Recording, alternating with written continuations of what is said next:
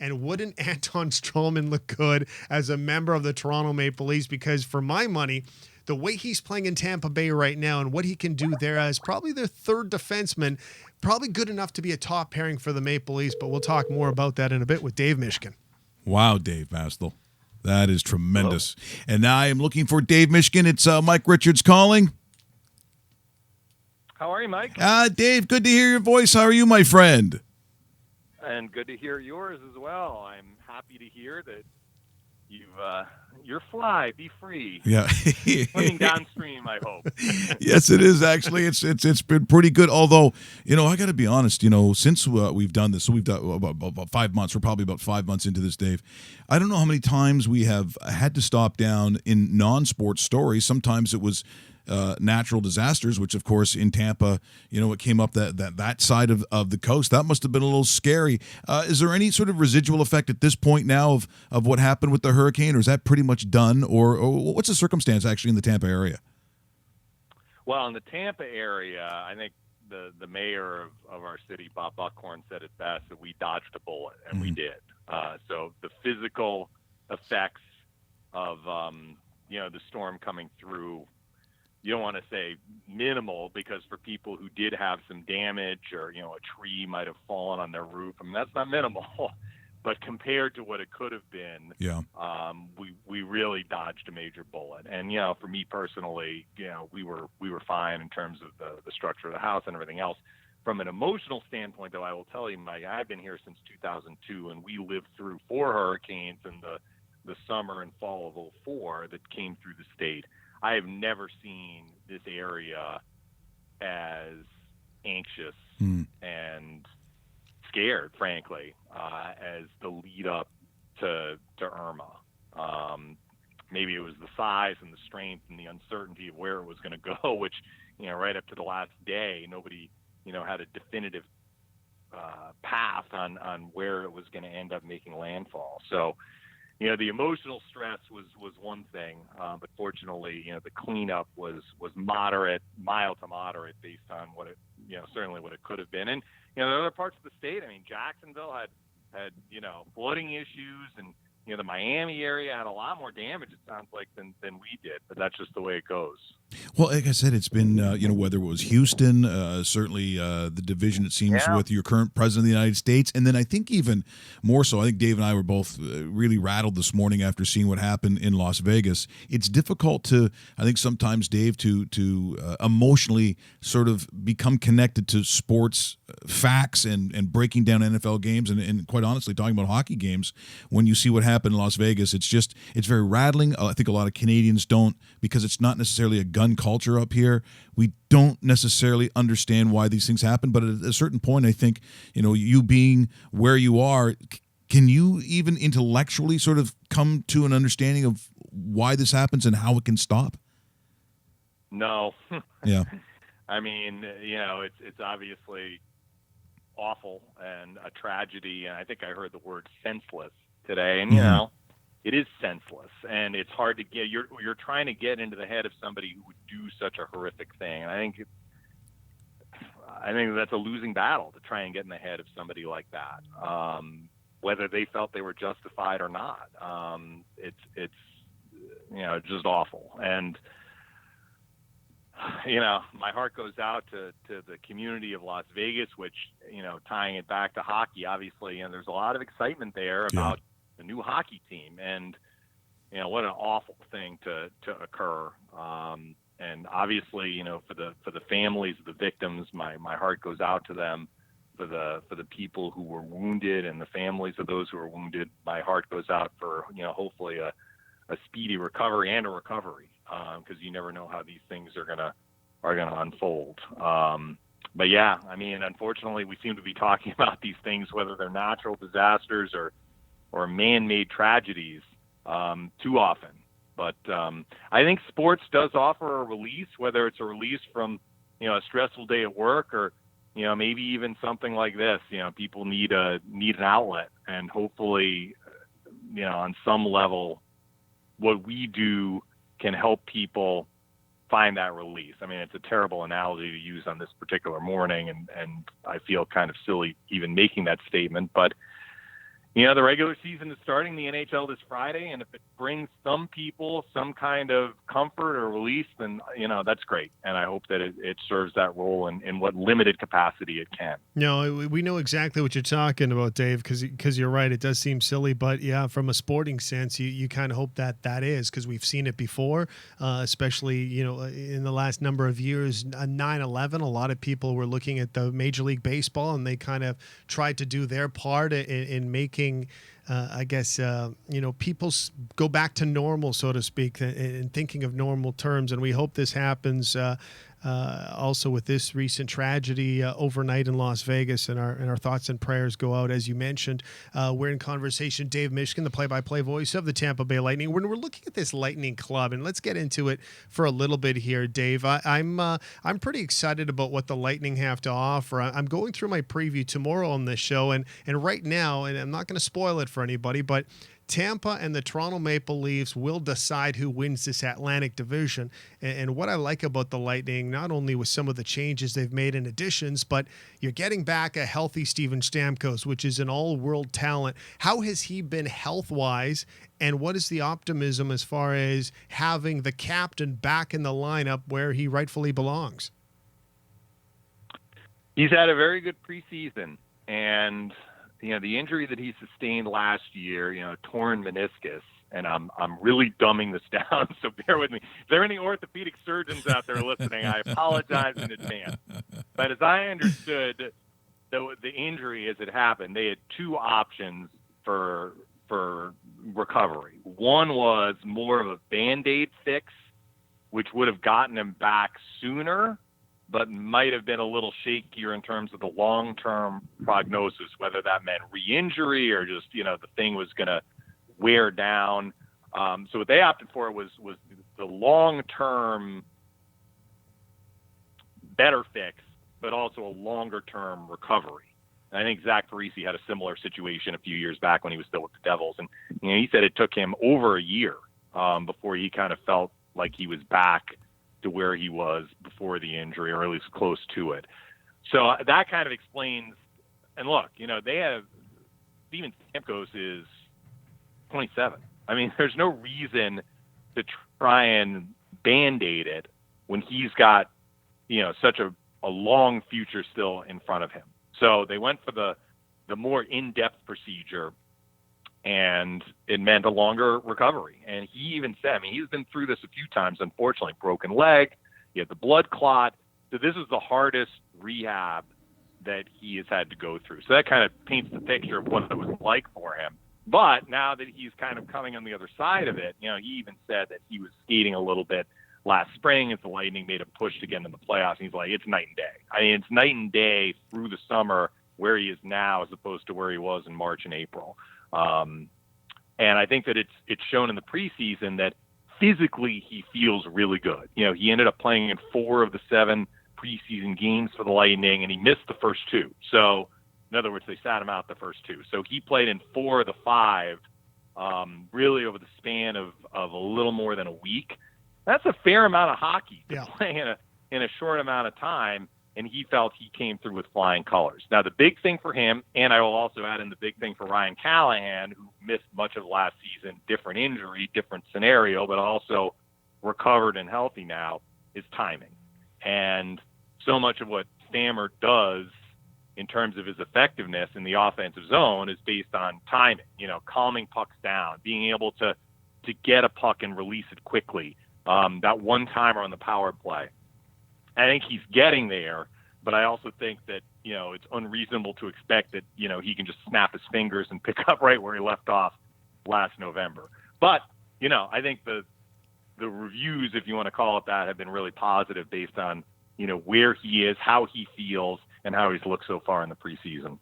We're in conversation with Dave Mishkin, voice of the Tampa Bay Lightning. I was going to say the original voice, because you've been the voice from day one, have you not?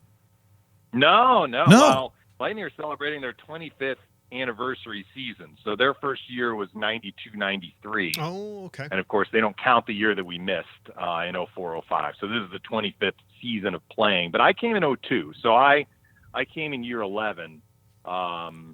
So I guess I'm more than half half the duration of the franchise, which maybe counts for something. But no, I succeeded John Ollers, who ended up going to Anaheim to do TV, and Larry Hirsch was the original radio voice of the team.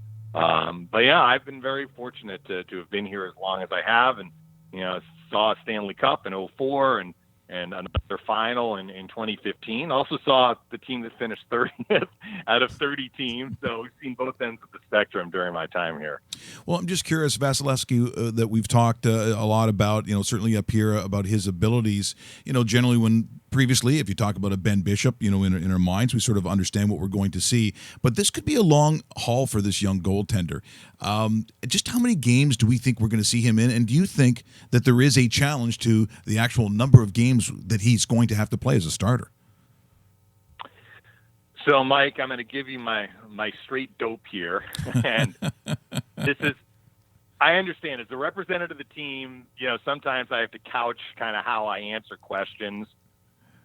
I have no doubt in my mind that Andrei Vasilevsky is going to be an elite goaltender in the NHL. No doubt. I think if you were to kind of parse, well, what are some of the Lightning's question marks this year? And I think there are some fair questions to be asked there based on, how they bounced back from last year where they missed the playoffs. To me, goaltending is not one of them. I mean, this guy is ready. He is 23 years old. He has played in the Stanley Cup final. He almost, and I will say as close to single-handedly, beat the Pittsburgh Penguins in the 2016 Eastern Conference Finals. In a lot of those games, he was a one-man crew keeping the Lightning in those games. He had an outstanding series.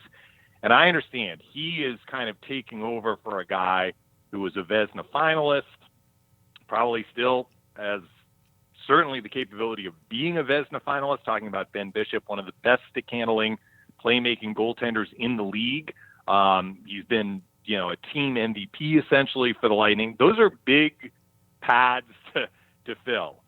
But if there's anybody who, I have seen who is capable of handling this, it's Andrei Vasilevsky. I have no doubt in my mind that whatever they throw at this young man, he is going to be able to handle it. And if he's not quite ready to handle it this year, he's going to grow from it.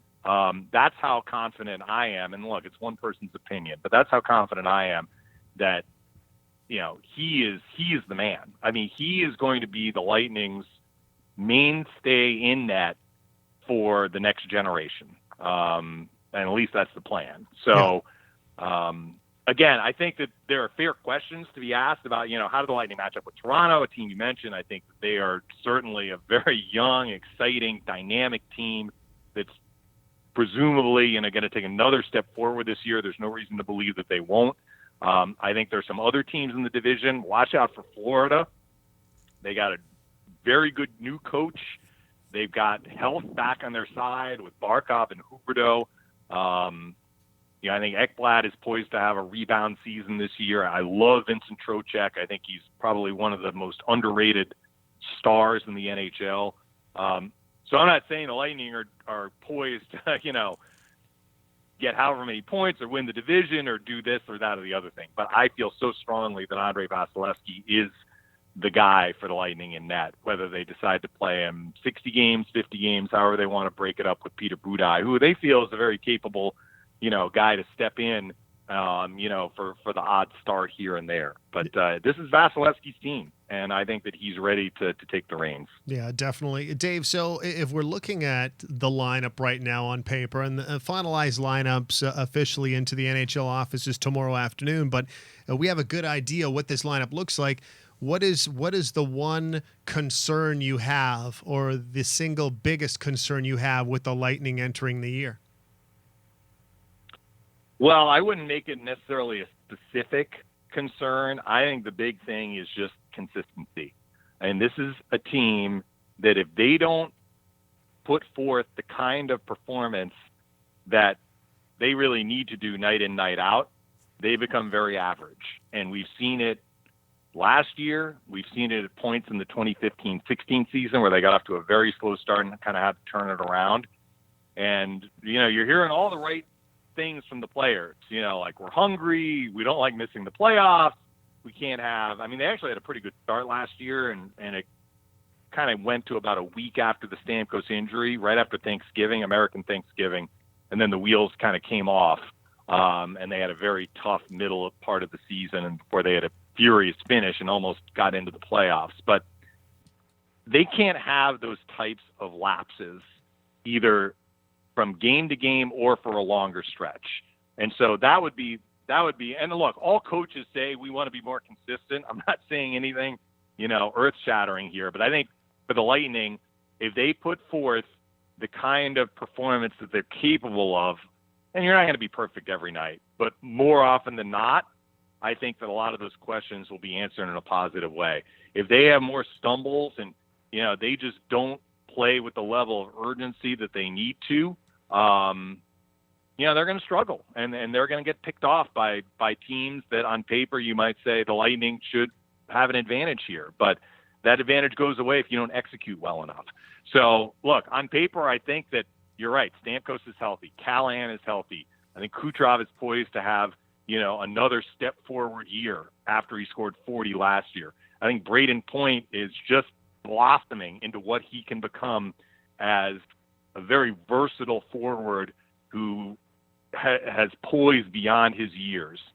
I think Victor Hedman continues to evolve into a top defenseman, one of the top defensemen in the NHL. And I will be honest that Mikhail Sergachev has looked very good in the preseason. I think that, we're going to see how that story unfolds as we get into the regular season. But, the Canadians got a really good player in Jonathan Drouin, but I think the Lightning got a really good player in Mikhail Sergachev as well, in a position that, the Lightning were looking to shore up. And now they feel with Hedman and Sergachev, they have two cornerstone pieces on the blue line, for the next decade plus, or however you want to frame it. So I think there are a lot of things to be excited about if you're a Lightning fan, but I also think that it comes down to execution. And if you don't play up to your capabilities, you're going to be on the wrong end of a lot of scores. So yeah. I think that to me is the biggest thing for this team, like a lot of teams, ultimately. But for this team, which you asked me about, I think they need to perform with a level of consistency that we did not see, especially last year in the middle part of the year. Okay, one final question for me, from me, Dave, and it's a real easy one. Name your top 3 Atlantic Division teams at the end of it. Yeah, I'm not in the fortune-telling business. I have a hard time with that. I know you guys can do it. I have a hard time looking into the future because who could have predicted Stamkos' injury last year? Who could have predicted Jonathan Huberdeau sustaining an injury in the first preseason game, which really had a massive effect on how the Panthers' season went. But all things being equal, I think that you mentioned I look at Toronto as a team that is certainly poised to take another step forward this year. They had a very good year last year, but let's not forget. What did it go down to, game 81 for them before they even clinched a playoff spot? I'm sure that they are looking at securing that X next to their name much sooner, and doing more than just giving their first-round opponent a really good series before losing. I'm sure that that's kind of on their radar this year, and there's no reason to believe that they are going to take a step back this year. I mentioned the Panthers. We saw them a lot in the preseason. I think that they have an energy to their lineup this year. Healthy, they're looking to have a bounce back year. I think the Lightning are looking to have a bounce back year. So those are 3 teams. But I think what we've seen is that the level of play within this division, which was a step below the Metropolitan Division last year from top to bottom. But I think the level of play is pretty even. So that's what makes it hard to predict. But if you were to nail me down and say which 3 teams, based on the fact that I represent the Lightning, I think most people are probably right on when they're looking at Toronto, and I was really impressed with what I saw from the Panthers in the preseason. So those are the 3 teams that I'm going to give you. Very good. Well, Dave, thanks so much for joining us here this morning. We're hoping to get down, actually, because we have taken the show on the road.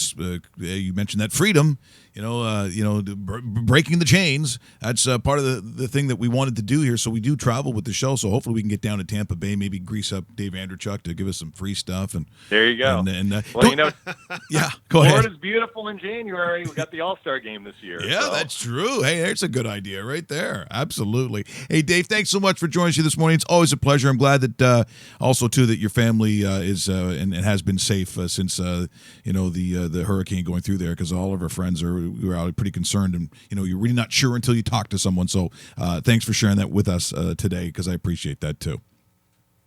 Thank you, Mike. Thanks for having me on, and best wishes for continued success. Dave Mishkin, voice of the Tampa Bay Lightning, joining us here this morning. What? Did we just become best friends? Yep.